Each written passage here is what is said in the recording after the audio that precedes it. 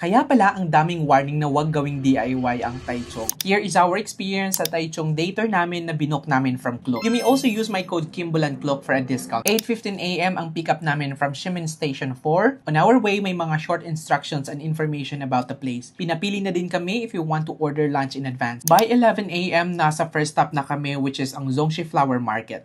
Perfect timing daw kasi January to March is the best time to visit. Natsyempohan namin na on bloom ang mga tulips. After taking photos, nag-lunch na din kami dito na we ordered from our tour guide. Next stop namin ang Miyahara Ice Cream na sikat for its desserts. But before we got there, dinaanan namin tong National Taichung Theater and the brand na nag-originate ng bubble tea. We arrived at Miyahara around 2 p.m. Hahayaan naman kayo ng tour guide to explore on your own. So kami, we went inside the main store to take photos and then pumunta sa second store para doon bumili ng ice cream since wala masyadong pila. Both branches are beautiful, lalo na kung Harry Potter fan ka.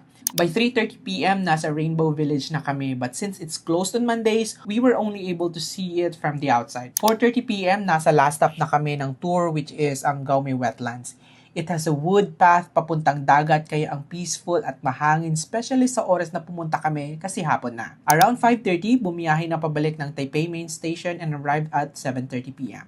30 minutes to 1 hour din ang pagitan ng each stop. So kung magdi-DIY ka, may taxi naman pero hindi gaano kadalas and mapapagastos ka. Isa lang din ang train nila unlike Taipei. Kaya for me, based on experience, okay na mag-tour na lang sa Taichung especially kung madaming pupuntahan.